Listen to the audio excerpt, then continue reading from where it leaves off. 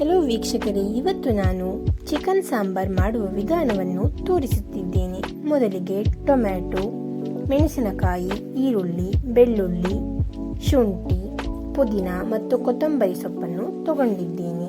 ಈಗ ಮಸಾಲಕ್ಕಾಗಿ ಕಡಲೆ, ಕಾಳುಮೆಣಸು, ಸೊಂಪು ಕಾಳು, ಚಕ್ಕೆ, ಲವಂಗ ಮತ್ತು 1 kg ಚಿಕನ್ ಅನ್ನು ಇಟ್ಟುಕೊಂಡಿದ್ದೇನೆ. ಈಗ ಪಾತ್ರೆ ಬಿಸಿಯಾದ ನಂತರ ಅದಕ್ಕೆ ಎಣ್ಣೆಯನ್ನು ಸೇರಿಸಿ ಈರುಳ್ಳಿ, ಮೆಣಸು, ಬೆಳ್ಳುಳ್ಳಿ, ಶುಂಠಿಯನ್ನು ಸೇರಿಸಿ ಅದನ್ನು ಚೆನ್ನಾಗಿ ಫ್ರೈ ಮಾಡಿಕೊಳ್ಳೋಣ.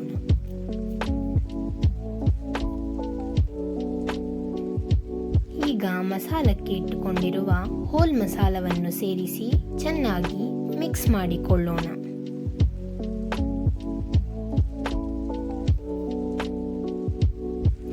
ಈಗ ಟೊಮ್ಯಾಟೊವನ್ನು ಸೇರಿಸಿ ಅದನ್ನು ಚೆನ್ನಾಗಿ ಫ್ರೈ ಮಾಡಿಕೊಳ್ಳೋಣ. ಈಗ ಸ್ಟವ್ ಅನ್ನು ಆಫ್ ಮಾಡಿ ಅದಕ್ಕೆ ಸಾಂಬಾರ್ ಪೌಡರ್ ಅನ್ನು ಸೇರಿಸಿ ಚೆನ್ನಾಗಿ ಮಿಕ್ಸ್ ಮಾಡಿಕೊಳ್ಳೋಣ. ಈಗ ಮಸಾಲೆ ರುಬ್ಬೋದಕ್ಕೆ ಕೊತ್ತಂಬರಿ ಸೊಪ್ಪು, ಕಾಯಿ ಮತ್ತು ಹುರಿದಿಟ್ಕೊಂಡಿರೋ ಮಸಾಲೆಯನ್ನು ಸೇರಿಸಿ ಅದಕ್ಕೆ ನೀರನ್ನು ಹಾಕಿ ಚೆನ್ನಾಗಿ ರುಬ್ಬಿಕೊಳ್ಳೋಣ.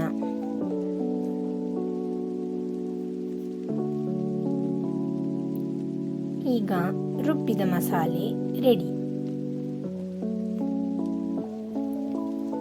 ಈಗ ಚಿಕನ್ ಅನ್ನು ಫ್ರೈ ಮಾಡಿಕೊಳ್ಳಲು ಒಂದು ಪಾತ್ರೆಯಲ್ಲಿ ಎಣ್ಣೆಯನ್ನು ಸೇರಿಸಿ ಅದಕ್ಕೆ ಈರುಳ್ಳಿಯನ್ನು ಹಾಕಿ ಚೆನ್ನಾಗಿ ಫ್ರೈ ಮಾಡಿಕೊಳ್ಳೋಣ.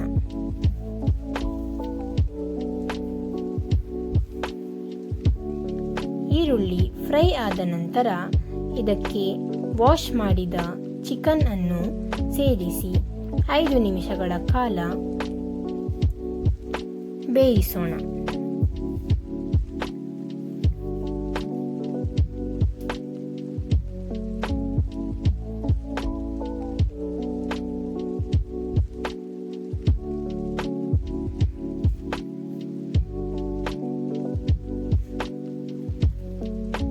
ಇದರ ಹಸಿ ವಾಸನೆ ಹೋಗೋದಕ್ಕೆ ಅರಿಶಿಣ ಪುಡಿ, ಉಪ್ಪು ಮತ್ತು ಕೊತ್ತಂಬರಿ ಸೊಪ್ಪನ್ನು ಸೇರಿಸಿ ಚೆನ್ನಾಗಿ ಬೇಯಿಸಿಕೊಳ್ಳೋಣ.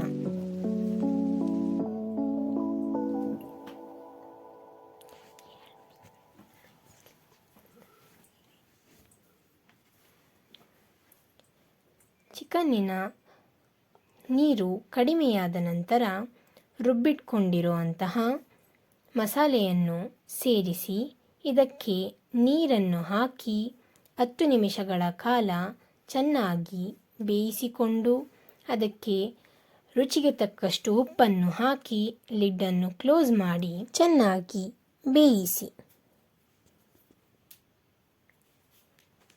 ಈಗ ರುಚಿಯಾದ ಚಿಕನ್ ಸಾಂಬಾರ್ ರೆಡಿ.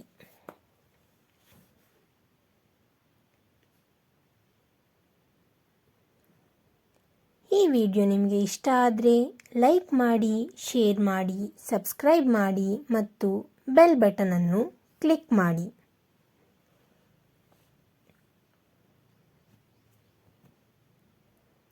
ಧನ್ಯವಾದಗಳು.